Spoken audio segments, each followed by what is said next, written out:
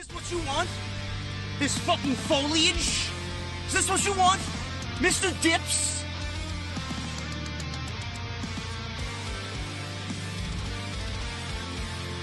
Is this what you want?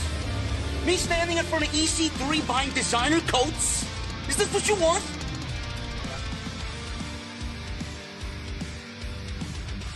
Me sitting in some hipster hotel in Williamsburg, Brooklyn, fluffing pillows? Is this what you want? I don't believe this. This graffiti art, the hotels, avocado toast. All I want is a fucking Guinness. An ice cold Guinness. What the hell does that mean?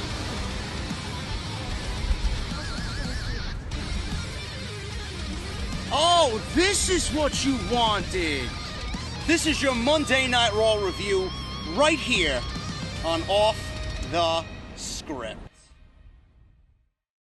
What is going on, guys? Thank you so very much for joining me right here on Off the Script. This is Monday Night Raw for December 16th, 2019. And I don't believe these people actually had to sit through 5 hours of Monday Night Raw tonight in Des Moines, Iowa. I don't believe it. I don't know why anybody would put themselves through that kind of torture. I really don't understand it. And if you guys were wondering why the crowd was so dead tonight through 2 hours and 50 minutes up until AJ Styles and Randy Orton, it's because WWE actually taped next week's episode before this week's episode aired. So that's what happened on Monday Night Raw. The land where opportunity does not exist. If you look at a title, you're granted a title shot. If you're a loser, you're granted a title shot. If you're a newcomer, you're granted a title shot. If you tickle Vince McMahon's balls in the back, you're granted a title shot. If you give Kevin Dunn a brand new toothbrush, you're granted a title shot. If you dream of a title shot, you're given a title shot. Or if you're a woman, or blonde, preferably, on the roster, if you're a blonde, you're given a championship title shot. And if you do extracurricular favors, you're given a title shot. The land where opportunity does not exist. And I mean that to all the people that should be getting opportunity, they are not. Monday Night Raw is the worst booked show in the entire wrestling industry. I don't know what happened tonight. This was one of the most dumbest shows. This was one of the just laziest creative shows I think WWE's put on all year.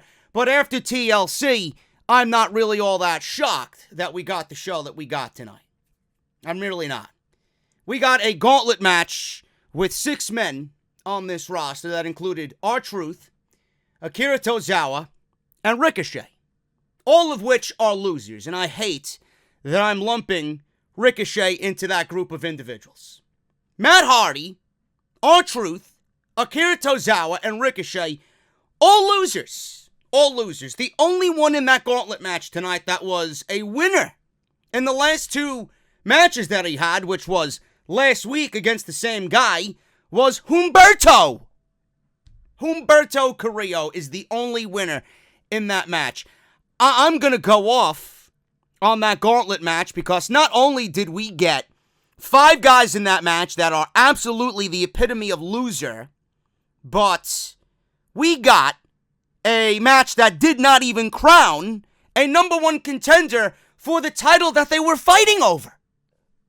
And the opportunity goes to someone who has done even less than everybody in that match for the United States Championship. This show is for the biggest of blithering idiots. I cannot sit here and justify any of this. And you get the straggler that comes on into the Twitter timeline. Just enjoy it for what it is, man. Why do you gotta be so negative? It's entertainment. It's not that bad. It's not my job to watch the show the way that you watch the show. It's my job to come on here every single week and give you guys exactly what you're watching, and that is utter trash. Becky Lynch and Asuka. They got nobody else on the women's division on this show, so I'm not really going to complain that is the match we're getting at the Royal Rumble. But even in that situation, what has Asuka done to get a women's title shot at Becky Lynch? Nothing. The answer is nothing. Seth Rollins comes out. Did we get an explanation as to why he aligned himself with the Authors of Pain? The answer is no. The answer is no. Seth Rollins came out and said that he's sorry for what he's about to do tonight and that he has to go and execute this one thing that's been on his mind dating back to last week. And he's sorry that he is going to have to go out there and disappoint everybody. What the fuck are you apologizing for if you are a heel? Heels should not be apologizing for their actions. I don't understand this. Then we got Randy Orton and AJ Styles in the main event. And we got the War Raiders, or the Viking Raiders. I keep calling them the War Raiders. I don't know why. It's because I wish they were something like the War Raiders. Every time they come out, they get absolutely no reaction. The only reaction that the Viking Raiders get is when they're doing what they got to do in the ring and they're pulling off their double team moves and it's towards the tail end of the match and people are finally getting into what they're doing. But when they come out, they don't get any reaction. And we're getting a tag team match with the OC, which is a rematch from the TLC pay-per-view because WWE, once again, has creative laziness and they were figuring, well, you know what, we'll just do this match at the pay-per-view and have it go to a double count-out and then we'll fill about 20 minutes on Monday Night Raw. There's 20 minutes out of a 3-hour show that we could book the rematch on. That's all that was for. So we got a non-title tag team match from TLC, and that was pretty much your Monday Night Raw for December 16th, 2019. We're going to go over everything, and I'm going to dissect this thing the only way that we can, the only way we know how, right here on Off the Script. I am JD. Make sure you guys hit that subscribe button down below. Turn on that bell for all notifications. I would greatly appreciate that. We are on our way to 115,000 subscribers, so thank you guys so very much for all the support. Hit that thumbs up if you guys enjoy what you hear right here on the podcast. I would also greatly appreciate that. It definitely helps out the video. Each thumbs up you guys hit is helping out the video. It's helping out the video get into the search boxes and more eyes and ears get to the podcast. So thank you guys so much for that. If you missed my TLC review last night, which was definitely an in-depth review, if you guys want to go over everything that really happened at the show with my expert opinion, 1 hour and 30 minutes of a TLC review, the final pay-per-view of the year for the WWE. Make sure you guys go and check that out. Link will be down below, right at the very top. You guys will find that video in the description. If you guys want to go check out episode 305 of Off the Script, lots of news from this past weekend, shaping up to be another news-filled weekend this weekend for episode 305. I'll be right here on Friday, as always. But if you guys missed episode 304, links will be down in the description of this very video. Everything will be right down in the description from last week's SmackDown, NXT, AEW, Dynamite, and some video game content as well, because I've been playing Luigi's Mansion for the Nintendo Switch as my current Let's Play on the channel. I like to mix in some video games every now and then, and I'm really enjoying that. So everything you guys need is linked down below in the description of this very video. If you want to support the podcast via Patreon, you guys can certainly do that as well. Patreon.com/JD from NY206. And tonight, the podcast is brought to you by my good friends over at Audible, as always, mostly every Monday night. audibletrial.com/offthescript. Make sure you guys go and sign up. Use our link, get 30 days free, 1 free audio book of your choice. You guys have over 200,000 choices to choose from on the service, a lot of which are wrestling related. So that is awesome. It's a great way to support Audible. It's a great way to support me and the podcast. You get something for free just for listening to the podcast tonight. Best part is, when you guys sign up, it's free. You're going to get a free audio book. It's free. Free. And when you guys want to cancel the service, you could do that anytime in that 30 days. And the best part is, you still get to keep your audio book for free. They will not take the book back. It is yours forever. Guys, it's a great way to support Off the Script. audibletrial.com/offthescript. Thank you to my good friends over at Audible. They've been with me pretty much for the entirety of the podcast. And I got to shout out my good friends over at Blue Chew as well. They have just signed me on for all of 2020. So it's going to be a big year. As always, for Off the Script, man, we're lining up the team with some great sponsors. And make sure you guys go out and support those sponsors because it's a great way to show the power of what we do right here with our community, guys. So thank you so very much for all the support. Let's get into the detailed Monday Night Raw review for December 16th, 2019, right here on Off the Script. Monday Night Raw opened up. We see Seth Rollins making his full ring entrance. I made a comment on social media tonight. I don't know why it bothered me so much, but I do agree with you guys how heels have pyro. You guys were mentioning Brock Lesnar and Edge and Batista. I get it. Heels have pyro. I meant it in a way, and I should have been a little bit more descriptive with what I was trying to say. This guy is coming off a failed babyface run, and you need to establish him as a dominant heel, a legitimate heel. The first thing that we're seeing is him after the heel turn, and we got pyro. No matter how little of pyro we got pyro for Seth Rollins. Now, Seth Rollins is not Edge. Seth Rollins is not Brock Lesnar. Seth Rollins is not Batista. Okay? I don't want to look at a heel coming off a failed babyface run in the midst of WWE needing to establish him as a heel. And I don't want to see pyro going off. To me, when I look at pyro is, oh, look, pyro. He's a good guy.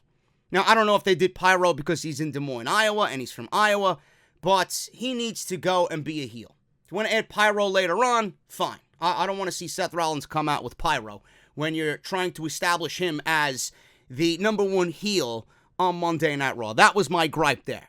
But I get where you guys were coming from. I don't know why it bothered me so much, but it is what it is. Seth made his entrance, and he did get some cheers because they're in Des Moines, Iowa. There was a report going around this afternoon that WWE might be in trouble because they actually taped tonight and next week in Des Moines, Iowa. And for the next 2 weeks, being that Seth Rollins is just coming off this heel turn, and it's the start of his new heel turn on Raw, that they're afraid he's going to get cheered instead of booed, because they're in Des Moines, Iowa. I don't know how they're going to go about that. They did a pretty decent job of kind of maintaining his heel status on this show with the open to the show and then his attack on Rey Mysterio later on in the evening. So they got through 1 week. Now we got to see what happens next week. And they actually booked him in a match with Rey Mysterio, which we'll get into in a little bit. I don't want to jump ahead because none of this makes sense. Seth made his entrance, and he's in the ring. He introduced AOP. He said the first 2 men who have chosen to live on the right side of history, please welcome the authors of pain, AOP. Said when he debuted in NXT, the entire world was saying Seth Rollins is the future. Said the same thing when he debuted on Raw.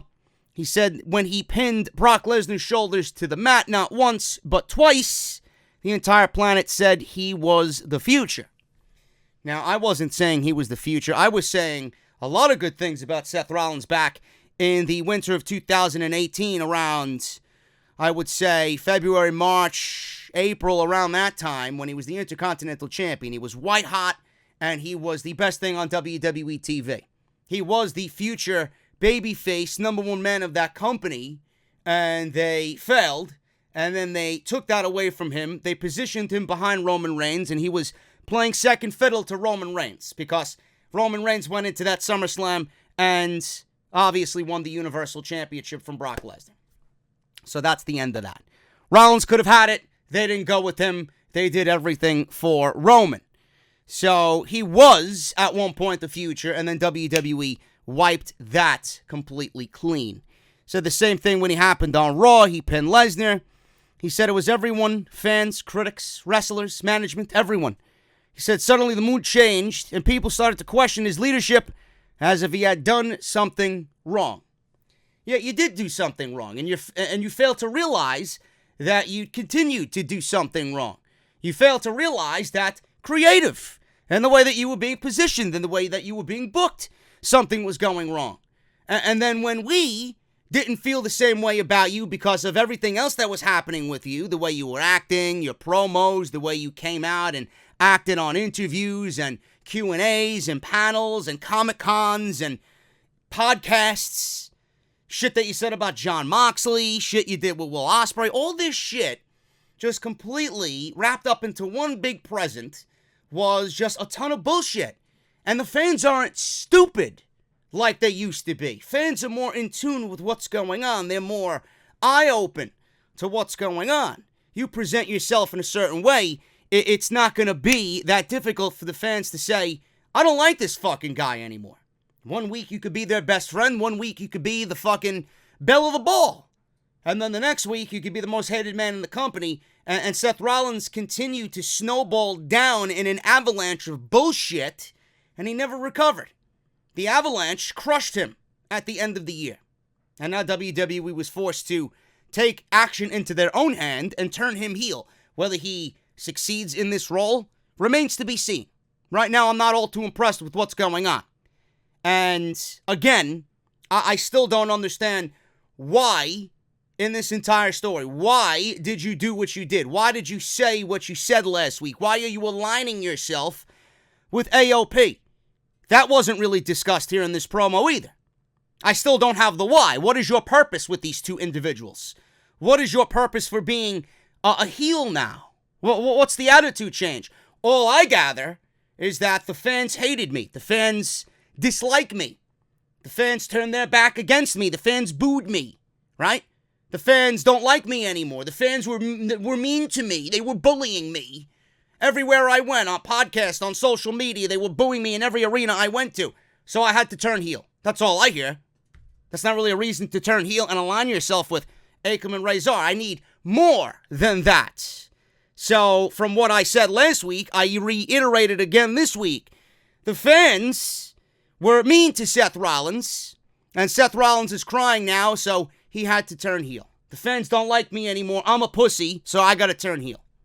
That's all I gather from this, and that's not really a valid explanation in my eyes. And I'm sure it's not a valid explanation in your eyes as well. So he had to do something. He had to do something. He said being a leader isn't about being cool, which he's not, and making popular decisions. It's about making decisions for the sake of progress. Seth Rollins doesn't have any idea about the term or the definition of the word progress. He says it's not easy for everyone to grasp. He said Kevin Owens is a perfect example of that. He said KO is a tragedy. Kevin Owens is a tragedy, folks.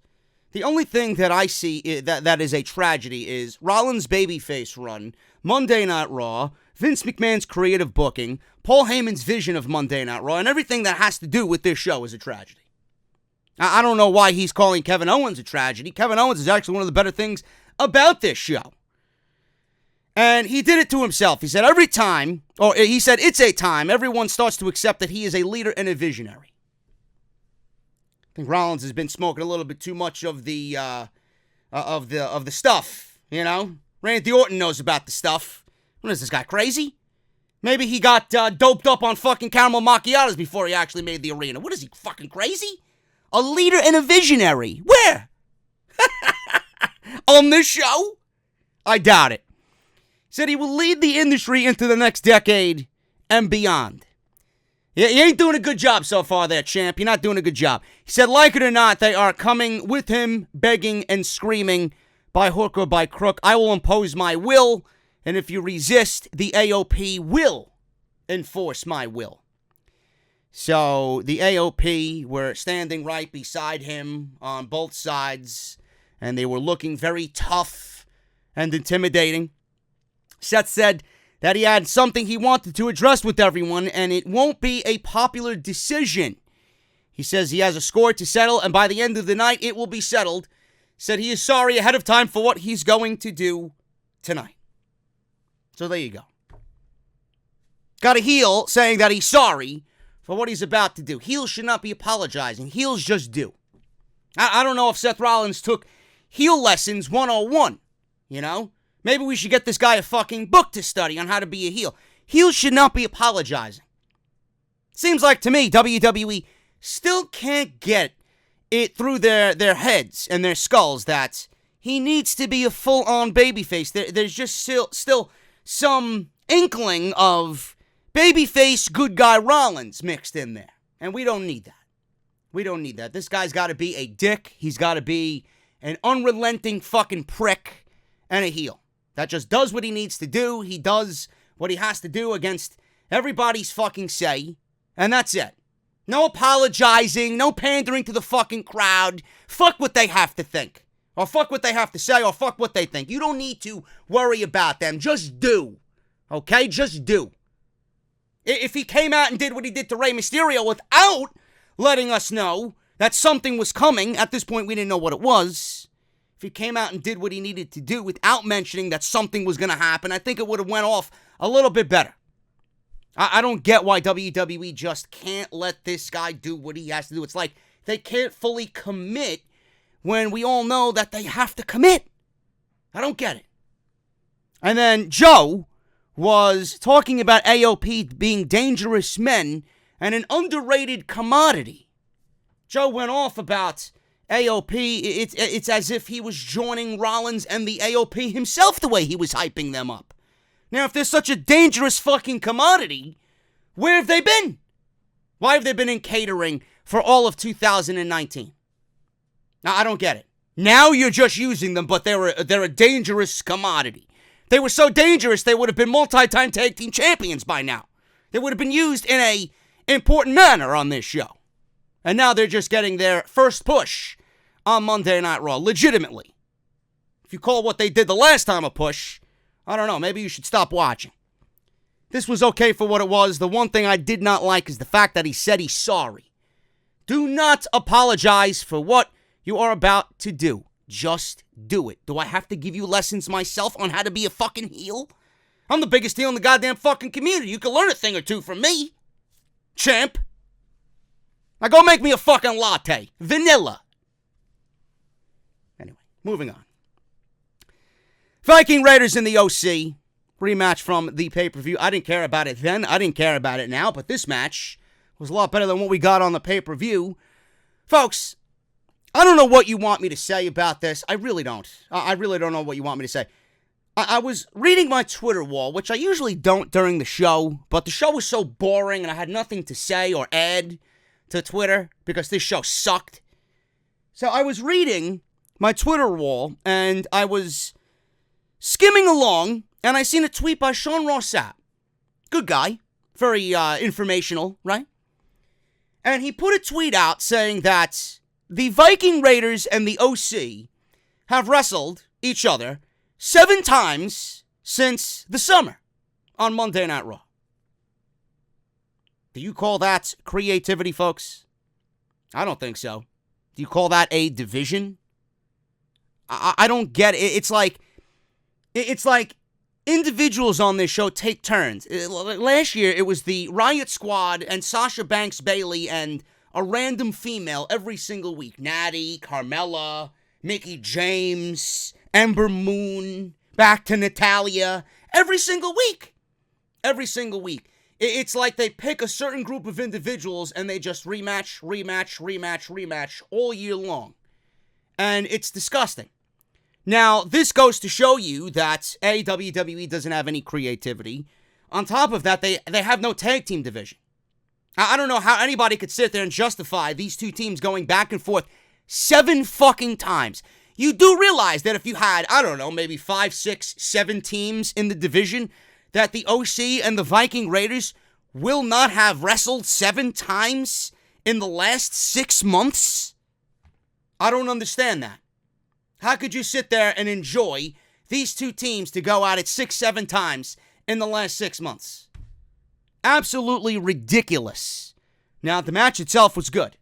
Do I care about the match? No, but I gotta call a good match when I see one. This was good. I don't know what it is with the Viking Raiders. Now, this crowd was just overly fucking dead. So, I don't know what happened. You know, this is what happens when you film a Monday Night Raw before you actually go live on the USA Network. So, these people were probably just wrestled out at that point. They didn't give a shit about anything that was going on with the show. Viking Raiders, though, not only tonight, but every time they come out, they just don't get that pop that you're accustomed to hearing. When they were in NXT and you heard those Viking horns go off. People got ready. They were ready to just fucking go crazy for these guys. They were chanting war, right? And last night on TLC, they were chanting Skull at them, you know? They were doing some Viking chants with them last night, being that it's the Viking country, right? Minnesota Vikings, football team, NFL. So it's like, I don't understand how these guys, everywhere they go, every show that they're on, they just get these zero reactions. It's just a sad thing to see. Now, this is WWE's fault. They didn't push them in a proper manner. They changed their names twice. You knew them, 1 week as something, and then the very next week they were something else and named something else. It's not a good look. When fans see that, you're just doing the team a disservice. When the fans see that, they think, well, these guys are a joke, If the WWE is changing their name from what they were in NXT to something new, their first night on the main roster, and then the next week something new on top of that, 3 different fucking name changes in 3 weeks, how do you think the fans are going to react to that? What do you think the fans are going to see when they see that shit? They're going to see a team that is not really going to be taken all that seriously by the WWE. And they've never recovered. They've never recovered. And on top of that, with the name changes, you haven't given them any true competition. They really have gone out there and tested their skill against nobody. Enhancement matches, jobber matches, even as the champions, you're giving them enhancement matches and jobber matches. Why? Why? And then the only team that they got is the OC. And how many times can people see that before they are ready for something else? You've given us these 2 teams 7 different times in the last 6 months. Start building a division. I don't understand why this is so difficult. I really don't. If you actually have some fucking solid teams on this show and you start featuring different teams every single week and maybe develop some fucking competition between the teams in the division, maybe these shows wouldn't feel as they did tonight. Boring. It's just ridiculous. I don't believe how I could sit here and do their job better than these people that are paid to fucking write this show. I don't get it. I could have a field day with the tag team division alone on both of these shows. Utterly ridiculous. So, the War Raiders, or the Viking Raiders, they were dominating this match, went to a commercial break, coming back from commercial break, which was two commercial breaks during this match. So, towards the end of this thing, Ivar scored a near fall on Gallows after slamming Eric into his head in the corner. Typical Viking Raiders double team move. So, Vic Joseph says it's been a brutal tag team match. Okay, great. I'm not sold. So, Carl Anderson tagged in, but was soon slammed by Eric. Ivar tagged in and set up to splash him off the second rope, but Gallows distracted him briefly. Ivar turned around, climbed to the top rope, went for a moonsault. And it's always very impressive to see a man that size do a moonsault. He jumped, he missed, but it looked great. Charlotte could learn a thing or 3 from Ivar. So he went for a moonsault, and Gallows moved Anderson out of the way. He missed the moonsault. Gallows and Anderson gave Ivar their magic killer, and they go on to win. Samoa Joe actually thought that they had won the tag team championships, but this was a non-title match. So the champions, again, were defeated by the OC, which is now going to lead the OC to get another match against the Viking Raiders, this time a tag team title match, and it will be the 8th time that these teams wrestle in the last 6 months, because they have no other teams in the division. Now, again, I have to stress, this match was done at the pay-per-view because they have nobody else. They've ran through everybody else. They have no more teams on Monday Night Raw. They went to a double countout on the pay-per-view because they needed to stretch this thing out because they have no other teams in the division. Get some teams in the division, start building the division, and start getting the Viking Raiders some goddamn competition. I am sick and tired of tag team wrestling taking a back seat. These guys are too good to be treated like this, and I can't stand for it anymore. I really can't. And nothing will change. I'm speaking to a fucking wall. Good match. Gallows and Anderson win. Magic Killer. That's it. So, Eric Rowan was interviewed by Sarah Schreiber, And this apparently was done last Monday. And he asked her if she has someone she'd go to the end of the earth to protect. Because everybody wants to know what's in the fucking cage. What's in Eric Rowan's cage? Obviously, she said yes. He then told her to mind her business when it came to asking what's in his cage. And that was it. So backstage, we go from that to Styles, Anderson, and Gallows. They are going over the next line of business for the evening for the OC, which is Randy Orton. Says he's going to destroy Randy Orton, says AJ Styles, and end his career tonight. Gallows says he loves hearing him say that, and he wanted to leave those guys in the back. He didn't want Gallows, he didn't want Anderson coming out to interfere in this match. He said he wanted to take care of AJ, or AJ wanted to take care of Randy Orton all by himself tonight, which I love hearing. You don't need to have your goons with you every single time. So I really appreciated that fact that Styles wanted to get the job done on his own. That is what makes a real main event, which Vic Joseph said could be a main event anywhere on the planet, which I would have to agree with him because it's AJ Styles and Randy Orton. So that was your main event this evening, with Styles saying, I'm doing this all by myself. Eric Rowan versus a jobber. I didn't get his name. I really didn't get his name. I should have wrote it down. Damien or Dylan or something like that. Who the fuck cares? Guy looked like he was in the back listening to fucking Nirvana while smoking a fucking joint. He came out with a flannel shirt wrapped around his waist. Rowan beat this guy, and it was nothing more than the claw a couple of times, and that was it. Obviously, they have everybody that's in the ring with Rowan trying to weasel themselves over to the cage. They get a peek at what's in the cage. This guy ran underneath the ring. He showed up on the other side. He teased going into the cage. He ran away. Rowan cut him off into the barricade, running crossbody on the outside in the ring, claw twice, and that was it. That was it. It's amazing to me how this company has given Eric Rowan, first of all, I don't even consider this a push. I was going to say, it's amazing how this company has given Eric Rowan a push. This is not a push. I don't know what the fuck this is. I am kind of intrigued about what's in the thing, what's in the cage. I don't know what it could be. I don't know if this thing is giving Eric Rowan powers. I don't know what it could be. You know, I don't know. I don't even know if WWE knows what it is. I genuinely don't think that WWE even knows what's in Eric Rowan's cage, because nothing has been reported on it in the dirt sheets. There's no rumors going around as to what it could possibly be. There's no news on it. So that means to me that WWE themselves don't even know what the fuck is in the cage. But it's amazing to me how this company books Eric Rowan on TV in the manner that they're booking Eric Rowan, and they've had absolutely nothing for Luke Harper all year. And then, obviously, with that being what it is, he was released. And now is on a 90-day no-compete. I'm not sure that he gives a shit, because I'm sure he will find work as soon as those 90 days are up. But it's amazing to me how they have the creativity to come up with something for Eric Rowan, but could not come up with a goddamn fucking thing for Luke Harper, who is obviously the more talented of the two. I don't get it. Rowan wins in 1 minute. Nobody knows what's in the fucking cage. Charlie Caruso interviewed Andrade. She said that he's competing tonight in a gauntlet match to earn a United States Championship title opportunity. It's amazing.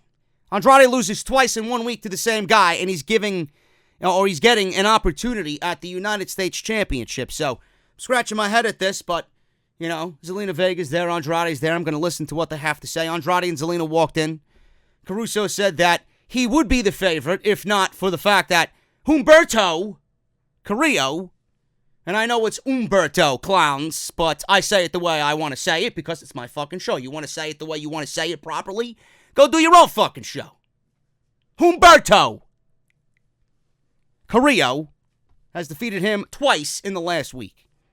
So Andrade was speaking Spanish. He walked away because I'm assuming he was pissed. Vega was speaking in Spanish. And then Vega went to English. She went to Spanish, English, and then you got that Bronx accent. You know? So she was talking about Caruso not rolling her R's for Andrade. And she said that they're coming for Humberto, and she'll wear high heels to make sure he hears her footsteps on the concrete and has time to repent. Nobody knew what that meant.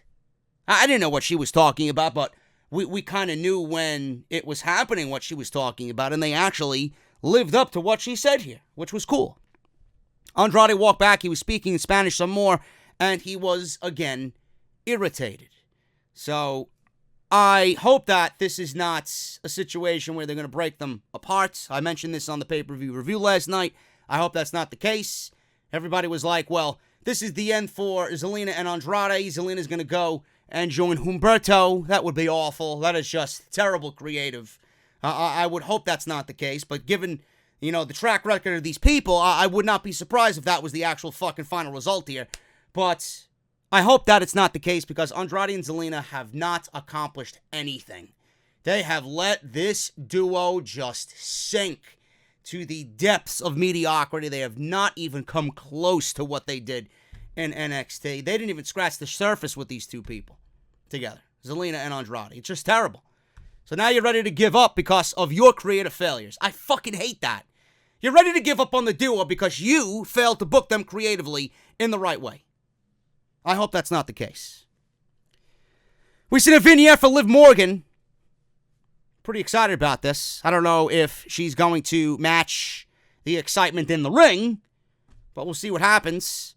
Now, I didn't like the looks of this, so I don't know what's going on here. She was in this vignette, and she woke up and decided to reflect on the girl that she has been. She said that she had let her friends tell her who to be and how to act and what to wear. She said all she ever wanted was to be comfortable in her own skin, but she's been so self-destructive. They show her dropping a towel, getting into a bubble bath, right? And we had candles placed around the bathtub, and she got into the bathtub, and she was just at peace. Now, I don't know what this is leading to. I don't know what this is leading to. She said she has no choice but to destroy herself so the real her can emerge. And then it said, to be continued. I don't know what this means. I pray to God that this is not a reincarnation of Emelina with Liv Morgan. I hope not. I don't know what this is leading to. The best thing that they could possibly do with Liv Morgan, and everybody's teasing it, right? Everybody's talking about it on social media. Liv Morgan was trending during SmackDown again because of the baby's doll, right? Monroe Sky's doll with the Fiend's mask and the braids, the female doll that was in the crib. Everybody was saying that's Liv Morgan. I hope. I wish. That would be something creative. That would actually cause WWE to actually use their brain cells for a little bit. But I don't think they are that smart. So it looks like we're getting a transformation of Liv Morgan. This is another vignette. We don't know what's going on. The less we know, the better, I guess. And hopefully, the end result is somewhat interesting, so we can finally get behind a new face in the women's division. WWE will more than likely let us down, but they got my interest here. Finally, after all these months, we'll see what happens with Liv Morgan. Bobby Lashley and Lana made their way to the ring. Time to pick up the remote controls, folks. Time to change the channel. I don't give a shit what you put on. Time to change the channel. Lana's in the ring. She was wearing a hideous green dress. I don't know what the fuck she was wearing tonight. She told the fans as they chanted Rusev Day, no sign of Rusev tonight. I don't blame him. This show sucks. That they are past Rusev, and it's time to move on. Lana then asked Lashley to ask her to marry her. Let me repeat that. Lana asked Lashley to ask her to marry her. Lashley told Lana that he doesn't like when anyone tells him what to do. Lana looked like she was about to cry. She was all worried. The relationship was on the rocks. We were headed towards Splitsville. I was praying that Bobby Lashley grew a fucking brain in that trash can head of his, empty. And he turned away. And then he turned back and he smiled. He said, "Except you." So he doesn't mind when Lana tells him what to do. He kneeled, and he said that she was the most gorgeous woman in the world and the most amazing female wrestler in WWE history. Let me repeat that. the most gorgeous woman in the world.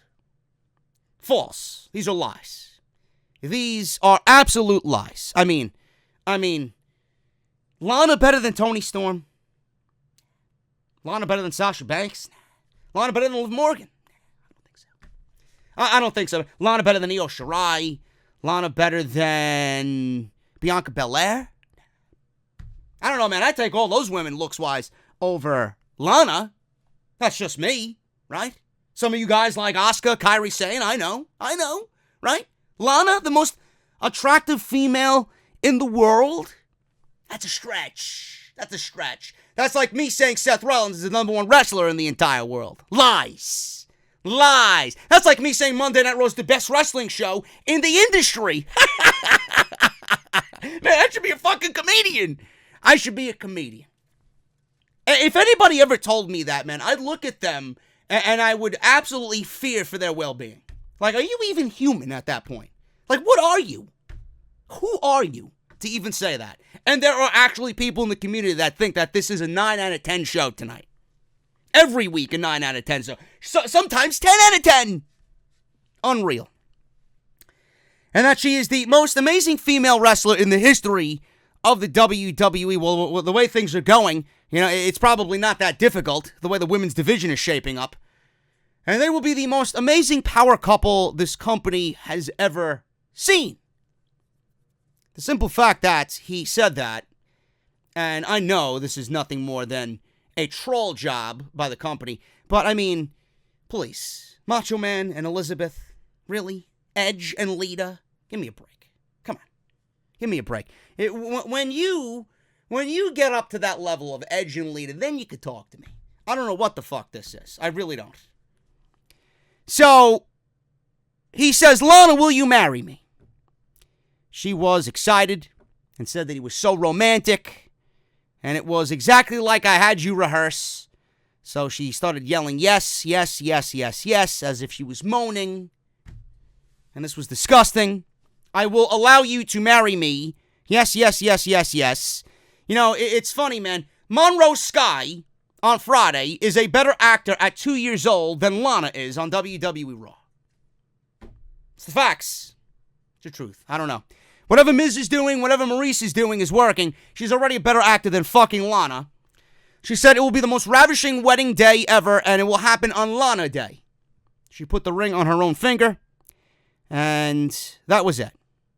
I don't know what the fuck is going on. Folks, I said on Twitter, we all expect WWE to look at 2019 and realize that it was one of the most just hideous years creatively, probably the worst creative year in the company's history. And they would look to 2020 as a way of reconciliation, as a way to get better, as a way to book better shows, right? But from what we've seen here, all I have to tell you is, if you think the shows are going to get better, we are now getting a Lana and Bobby Lashley wedding to start 2020. It is starting just as it did last year, or this year, I should say. It's starting in 2020 just as bad as it was in 2019. What does that tell you? They will never change. This is awful. Kayla Braxton actually tweeted tonight. She said that she will give up her paycheck. She said this tonight on social media, on Twitter. And I liked the tweet, and I commented back to her. She said that if Lana and Bobby Lashley are never on TV again, she will relinquish her paycheck. I have to agree with her. Seriously. I think we should all relinquish our paychecks, at least one. I will relinquish part of my paycheck just to see these two off of television forever. This is complete and utter garbage. Now we got a wedding to look forward to. I can't wait. I can't wait till Rusev crashes the wedding, and then we get another fucking match between Bobby Lashley and Lana. Maybe she'll be a fucking prop in the match. Lana on a pole. And I'm not talking about fucking, like a nightstick on a pole or a guitar on a pole. I'm talking about have Lana on a pole outside. Maybe I'll actually enjoy the fucking match. Because that's the only way I think I could. Legitimately. Moving on. R-Truth was the first in this Gauntlet match. Came to the ring, he started rapping. I would have rather watched R-Truth rap for the entirety of this fucking Gauntlet match, to be honest with you. If that was the end result that they gave us, I would have rather watched R-Truth rap the entire 45 minutes. Came to the ring. He was rapping himself down the aisle. He said that when he was a little tyke, he was inspired by John Cena's U.S. title open challenge every Saturday morning. He said that he was going to win the U.S. title and take his 24/7, 48/7, 7-Eleven, Titus Catering with a side of mashed potatoes title all the way to WrestleMania.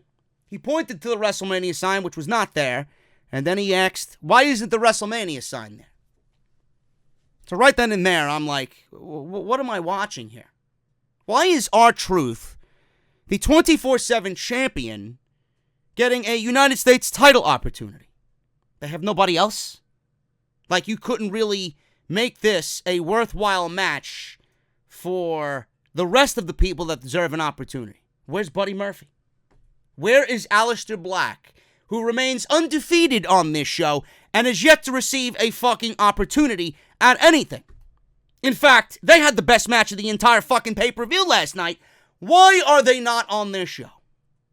Another question that I just don't have an answer to. I don't get it. Those two guys go out there and absolutely kill themselves, and they're left off of Monday Night Raw.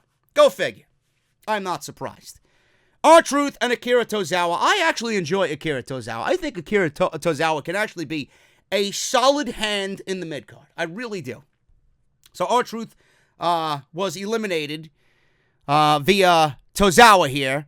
So we had Tozawa won by avoiding Truth's scissor kick and then rolled him up for a 3 count. After the 3 count was made, the catering crew ran out and chased R-Truth through the crowd. So continue the lazy and nonsensical 24/7 foot race that happens every single week, WWE. I don't even know why you have a fucking championship like this anymore. It's dead. Get rid of it. Just like the women's tag team titles, burn it. There's no use for it on TV anymore. Don't even know why this fucking joke of a title is in this gauntlet match to go up against a United States champion. I don't get it. Right then and there, I was just over this from that point on. So we got Akira Tozawa. He beats Truth. Then we got Ricochet coming out. Tozawa and Ricochet go to 5 minutes. Tozawa went to the top rope for his big senton. Ricochet avoided him, connected with a super kick and a recoil for the win. So Ricochet advances in this gauntlet match. Now, I mentioned this on social media as well. And please chime in if you have anything to add here or think that I'm speaking illogically to you guys, which I hardly do. I always try my best to bring some logical thought and opinion to this show. I don't understand, and this is going to actually be a little bit more clear by the time we get to the end of this thing. Why do we have these 6 guys in a gauntlet match? Now, I want to make sure that you guys know, a gauntlet match, you know, WWE has used this gimmick to try and get people over. It worked. And when WWE realized it worked with Rollins, right? Rollins beat Cena and Reigns in that gauntlet match, right?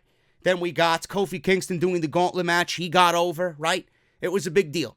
WWE thinks that they could have that lightning in a bottle again, and every time they do it, it's just forced. It seems forced. There's nothing behind it. It's not special anymore. And it comes off in a way where it's not like when we've seen it with Rollins and Kofi. The gauntlet matches now, and I mean this with every fiber of my soul, the gauntlet matches used to be a great way to fill TV time. If you built the entire fucking show around it, and you've given people notice that you're going to see this type of thing on the show. We go into this show with not one iota of a fucking clue as to what's happening, and then they spring a gauntlet match on us. Oh, we're going to have a gauntlet match to find a number 1 contender for the United States Championship. So, I'm asking myself, why? Where was the hype, the build, the promotion for this?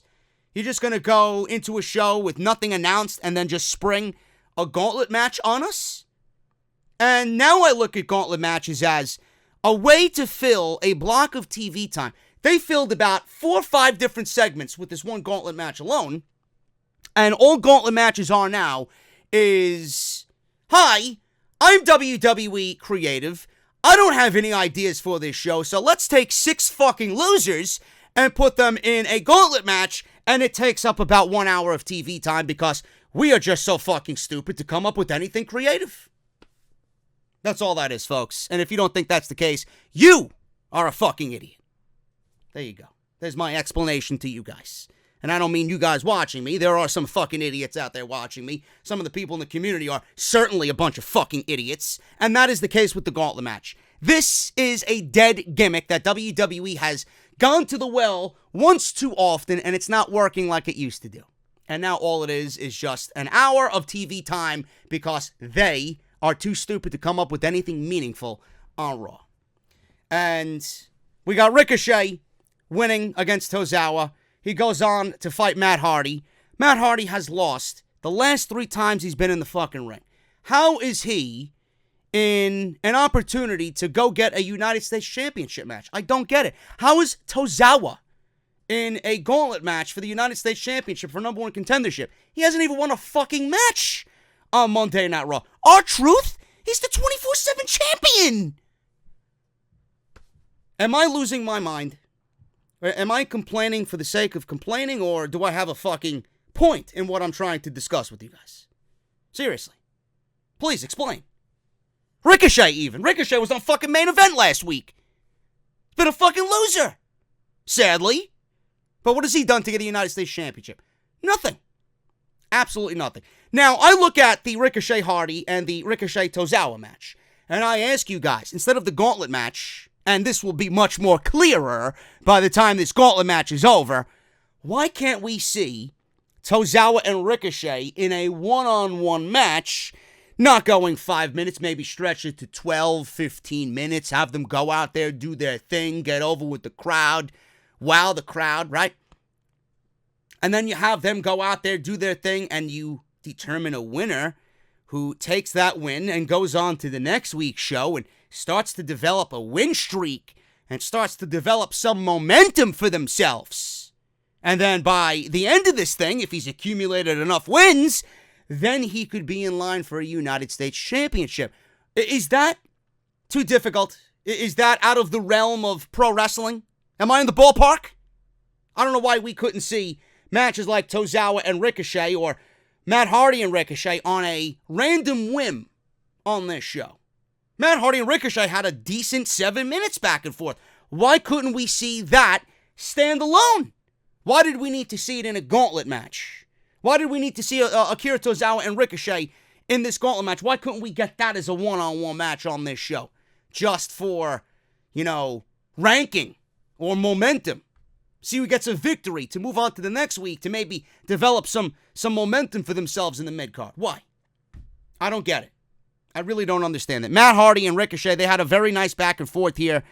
So Hardy hit a side effect for a 2 count. Ricochet countered a twist of fate for a 3 count. Fans were booing because Matt Hardy is over. Matt Hardy, his music hits and the fans still go crazy for Matt Hardy. Because they know that Hardy Boy's music and it's very iconic. So Matt Hardy comes out, he still gets a huge reaction. Jeff Hardy comes out, he still gets a huge reaction. You don't see that often, man. Especially on this show with this crowd. They popped for Matt Hardy. They popped for that Hardy Boy music. So it was nice to see. So Hardy was eliminated by Ricochet. Ricochet and Humberto, they went 18 minutes. 18 minutes. This one went to Humberto. Humberto is getting better. He really is. I never had a problem with Humberto's in-ring. Maybe a little bit. He's not really all that aggressive. He's not intense. Right? He's a little too flippy for me. He's overly flippy. His offense does not look, intimidating or impactful.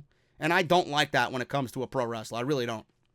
There are some things that he does very well. His moonsault is absolutely fucking phenomenal. And that's exactly what he won with in this match. Vega came out to the stage. Zelina Vega came out. And everybody wondered what was going on. Are they going to pair her with Humberto Carrillo? Is she out there to scout Humberto and dump Andrade? I hope that wasn't the case. So she's out there. So they're going back and forth. Vega kept watching from the stage. A couple of minutes went by. They tumbled over the top rope. They were at ringside. Vega smiled at the damage that was being done to Humberto. Or both, I should say, because Andrade was about to pick the bones with either one of these guys. Ricochet suplexed Carrillo off the top. Ricochet rolled slowly onto Carrillo, scored a 2 count. A couple of minutes later, Carrillo picked up the pace and landed a springboard roundhouse kick to Ricochet's head, and then he gave Ricochet a nasty-looking sunset powerbomb, followed by a top rope moonsault that was absolutely picture-perfect, beautiful. He pins Ricochet in 18 minutes to advance to the finals of this gauntlet match to go one-on-one with Andrade. This match with Andrade never got started. It never got started. Andrade attacked Carrillo from behind because Zelina Vega was there. She was intimidating Humberto. Andrade came from the crowd, the opposite side, attacked Carrillo from behind, and that was pretty much it. Andrade lifted the ringside mat and gave Carrillo the hammerlock DDT on the concrete. They laughed and they walked away. Rey Mysterio saw this. He was pissed off. They showed him throughout the match, watching the match on the TV screen in the back. And Mysterio came out to help Humberto Carrillo, and they carted him off on a stretcher. If this was the way you wanted this to end, if the last thing that you wanted to see was Andrade and Ricochet, or Andrade and Humberto after the Humberto Ricochet match, right? If this was the last image you wanted to see with Andrade giving Humberto the hammerlock DDT because he's so pissed that he's not been able to defeat Humberto in the last 2 opportunities, did we really need to sit through a gauntlet match to get a no decision and a number 1 contender unconfirmed? I don't understand the creative booking with this situation. How difficult would it have been to give me a Ricochet versus Humberto match for momentum in the mid-card for the United States Championship? Have the match mean something. If Humberto gets a win over Ricochet, then he's undoubtedly the number 1 contender for the United States Championship because he's already beat Andrade, who's been undefeated on Raw twice.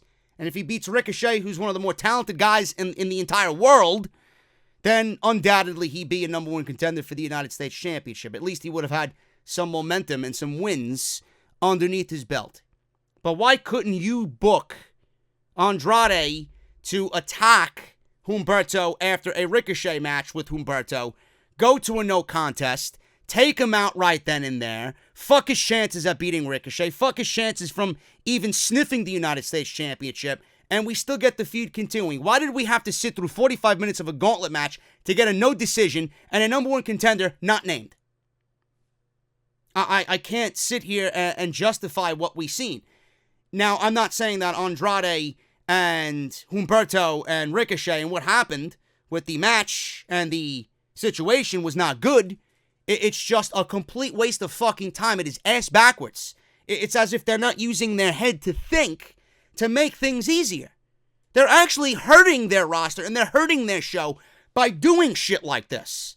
On top of everything else that I just mentioned with the gauntlet match, it was not announced, it was not hyped, there was no promotion for it. You just give a fucking gauntlet match for no goddamn reason with people who aren't even in a title fucking picture at all for the sake of Andrade and Humberto when you could have easily booked this situation in a one-on-one match with Ricochet and Humberto.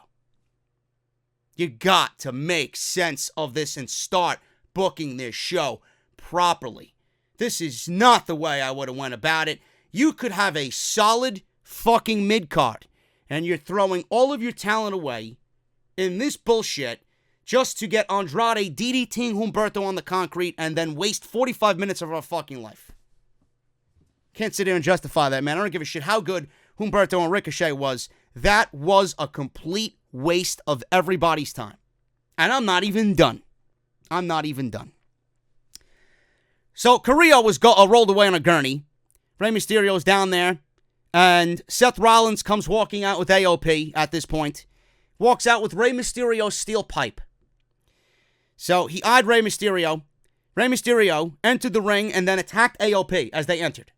So AOP smothered him. Seth told Rey that they were just walking out to return something that they found last week, which was the steel pipe that Rey Mysterio gave to Kevin Owens to try and attack Rollins and AOP in the van that they showed up in. So I'm liking this. I'm actually liking this because they're taking what happened last week with Kevin Owens receiving the gift from Rey Mysterio, because that item was given to Owens by Mysterio. Even though Owens declined Mysterio's actual help, Mysterio still gave him help in the form of the steel pipe. So it's as if Rey Mysterio was still helping Kevin Owens anyway. So Rollins and AOP took offense to this. Seth told Rey that they were just wanting to return something they found last week. Seth set the pipe down. Rey reached for it. Seth stepped on it. AOP attacked Rey. Seth then stood over Rey Mysterio and said he's a merciful leader, so tonight is his lucky night. He told Rey to please remember this night, though, because he owes him one. He owes him one. He took the pipe and tossed it out of the ring.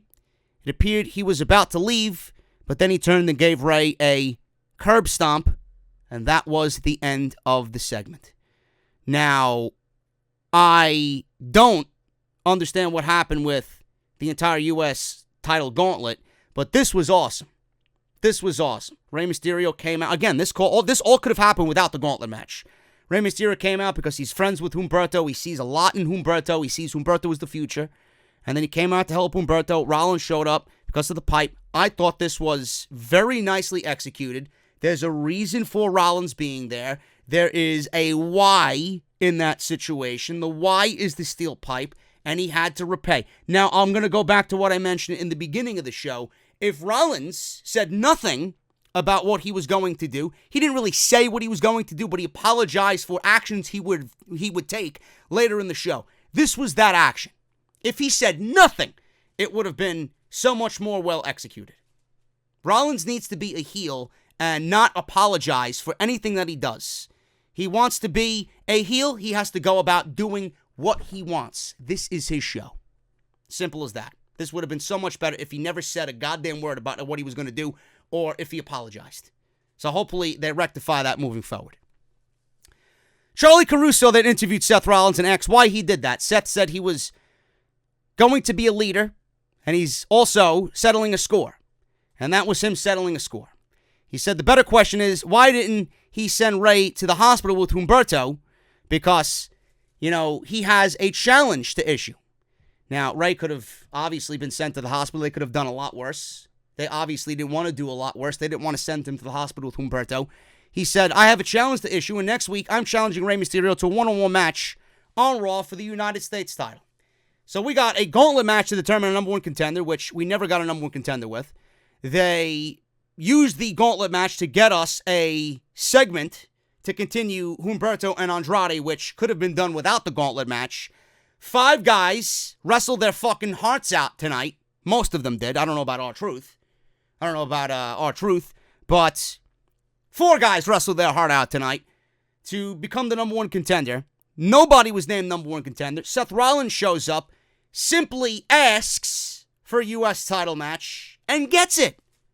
I have to ask, what has Seth Rollins done to get a United States Championship? The answer is nothing. You can't go and start asking because you're Seth Rollins, and you can't go and ask and receive. Do you see how fucking illogical this show is? How could anyone sit there and justify what they've watched tonight? This entire gauntlet match and the conclusion of Rollins challenging Rey Mysterio for the United States Championship was completely fucking idiotic. Again, this is the worst creative wrestling show I have ever seen in my entire life. They could have saved everybody an hour of their life by booking this and booking it better. They could have made the show a lot better by actually giving us a fucking mid-card with quality talent vying for the United States Championship through winning matches, which they did not do either. I can't sit here and say this was good. This was a complete waste of everybody's time. But the Rollins segment with Rey Mysterio and the pipe and him repaying the favor, I thought that was absolutely fantastic. I love when things make sense. That made sense. So I can't really shit on that. Rollins sounded good. He looked good. AOP looked good. And the entire situation looked good because of the steel pipe. Repaying the favor, got to give credit where credit is due. Asuka versus Dianna Perazzo. Now, I don't know if you guys know who Dianna Perazzo was. Apparently, Des Moines, Iowa didn't know who Dianna Perazzo was either. And she is a very talented female performer in NXT. But I don't know if she's been wrestling at the house shows. I think NXT has kind of stopped the house show circuit, I think. Or I think they are going to in 2020. I'm not really sure about that. Don't quote me on that. Dianna Perazzo, I think, has been making the circuits. But if you look at older pictures of Dianna Perazzo, she is absolutely in tip-top shape. She looks fantastic. Tonight, I don't know what happened to Dianna Perazzo. All I'm going to say is that she's been dipping into the catering pool just a little bit too much. That's all I'm going to say. I know. Don't you think Dianna Perazzo's a little bit, she's up there. Catering needs to be cut back from Dianna Perazzo's fucking daily activities. That's all I'm going to say. The woman is too good. She's too talented. Don't even know why they called her up for this, but again, I kind of do, because there is nobody for Asuka to get a win over. Asuka hasn't really done anything to deserve a women's championship title match either. I mean, she's half of the tag team champions, but what has she done in a singles capacity to get a title match against Becky Lynch? Nothing. She wins here against Dianna Perazzo, submission, and that was pretty much it. Asuka lock for the tap out, and Asuka goes on to get the W. Charlie Caruso sat down with Becky Lynch. This was actually very good. Another good segment on this show. There were a couple of good segments on this show. This was one of them. Caruso asked Becky what it was like to lose at TLC. Becky said the last few months haven't really been good. She hasn't been herself. She said she was taken out of the singles division. She was taken out of singles competition and put in the tag team division. She said at first she thought that the powers that be were trying to bury her, and then she realized it was much worse. They were trying to protect her. She said they don't believe she can beat Asuka. And maybe they're right. But she didn't come this far to be protected and shielded. She said that she is the best, and her performances in 2019 proved it. Here and there. I mean, Becky didn't have a star-studded year. The best thing that she did all year was the Hell in a Cell match with Sasha Banks, clearly. But she said that her performances in 2019 proved that. Caruso asked what Becky would say to those who say Asuka deserves to be champion. And Becky looked at the camera and looked directly into the camera and said she needs Asuka because she is the one person she has not been able to beat. Up until now, you had my number, but I need for that to change. She said she has something to prove to herself. So I want to go back to what I said about Asuka not really deserving a singles match for the women's championship either, because she really hasn't done anything. She's been in a tag team with Kairi Sane. I don't mind this. I really don't, because it gives something for Becky to do. It actually has some sense behind it. And the fact that Becky Lynch can't move on from where she is right now until she beats Asuka, I like that storyline. I've always liked that storyline. You know, the babyface trying to overcome the odds of someone that they can't beat. And that's exactly what Asuka is to Becky Lynch. She can't beat Asuka.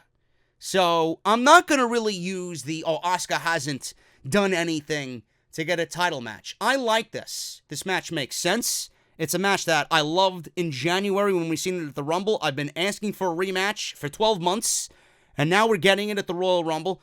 It's amazing that we're getting two Royal Rumble rematches, one from 2019 and one from 2014 in 2020. We're getting Daniel Bryan versus The Fiend, which was Daniel Bryan versus Bray Wyatt back in 2014, and we're getting Becky Lynch and Asuka from this past January, 2019. Rumble shaping up to be pretty good, just by those two matches alone. So, not going to really shit on this too much. I thought Becky's performance here was great. I love the explanation she gave, and she can't beat Asuka. Now, it's very interesting to know when she gets by Asuka, what other challenges she has waiting for her. Because I don't think Asuka is even the tip of the iceberg. She'll get by Asuka, and Asuka's going to test her, but I think Becky's got a bigger test coming after Asuka. And I don't know if that's going to be in the form of Shayna Baszler or Ronda Rousey, depending on which. We don't know. If Ronda's in the Royal Rumble, she's winning the Royal Rumble. If Ronda's not going to be back for WrestleMania, which I don't think WWE will even allow that. If Ronda is in the Rumble, she's winning the Rumble. We're getting Becky and Ronda at WrestleMania. That's what WWE wants. I know for a fact that we are going to get Shayna and Becky. If Ronda's not in the Rumble, Shayna's winning the Rumble. And we're getting Shayna and Becky at WrestleMania. So it's either one of those two. Again, Becky will have a bigger test after she gets by Asuka. It's going to be interesting. Rey Mysterio's in the locker room. He said he'll defend his title against Andrade anytime, which Andrade should have actually beat Humberto in this Gauntlet match and become the number one contender, but hopefully that is still to come. He said tonight Andrade tried to end the career of a rising star in Humberto. He said Seth tried to settle a score, but what he's really done is start a fight. He said Seth has shown why so many don't respect him as an athlete and a man. He says he's never had a one-on-one against Seth, but next week that changes because he accepts Seth's challenge, and that was pretty much it. So we're getting that match next week on Monday Night Raw, and that match was actually supposed to take place, I believe, if I'm not mistaken, on the season premiere of Monday Night Raw with Rey and Seth Rollins for the Universal Championship. That did not happen, so now we're getting it here to close out the final Raw of 2019. Randy Orton and AJ Styles, main event. This one actually had an overrun. USA actually granted WWE an overrun here past the 11 o'clock hour. I didn't really like this. I didn't care about this all that much. You know, it was dull. It was boring. It didn't really excite me all that much. Deep into the match, Orton landed a draping DDT for a near fall. Orton's leg was being worked on. Styles tried to work on the leg. Tried to go for the calf crusher. That was the story here. So, Orton finally hit the draping DDT for a near fall. Orton was struggling to use his injured leg and stand on his injured leg. Styles went for another leg lock. Orton kicked Styles off of him. Styles went for a phenomenal forearm. Orton teased an RKO, so Styles didn't go for the forearm. He didn't jump off the top rope. He decided to do the forearm again, and he got caught with the RKO, and Randy Orton pinned AJ Styles for the 1-2-3. After the match, the OC attacked Orton, and then the Viking Raiders made the save. They brawled, and we got a 6-man tag next week, and that's the way Monday Night Raw went off the air. This show could be so much better than it is, and they just don't give a shit. It is just creatively lazy. I hate when things don't make sense. That entire Gauntlet match and the shit with Andrade and Humberto did not make any sense whatsoever. At all. At all. I don't even want to hear it from you guys. I'll enjoy it for what it is. It was good. No, it wasn't. It wasn't. I'm not justifying good because I felt like nothing was accomplished. You could have gotten the same result by doing less, and it would have been more effective. That's the point I'm trying to make. Everything would have been the same way and a lot more effective if they went about it in a simpler way. And actually, by doing that, you're hindering the fucking show. You're making the show worse.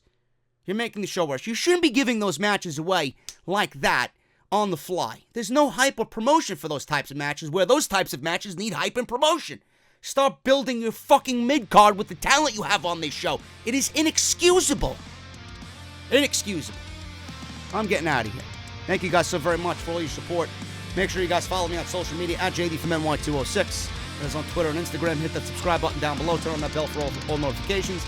Make sure you check out all the other videos that you might have missed, including SmackDown, Off the Script this past weekend, and TLC, the TLC review from Sunday nights. Patreon.com/JD from NY206. Audibletrial.com/Off the Script. And I will be back tomorrow with Off the Script Elite, your number one place for all AEW news and rumors. I got some more Luigi's Mansion gameplay coming up this week, and we will continue rolling on with more wrestling content right here on the channel this week. Thank you guys so very much. Again, hit that thumbs up, hit that subscribe button, turn on that bell, and I will see you guys right back here tomorrow with more content on the channel. Have a good night, and I'll see you guys tomorrow with more OTS. See you then.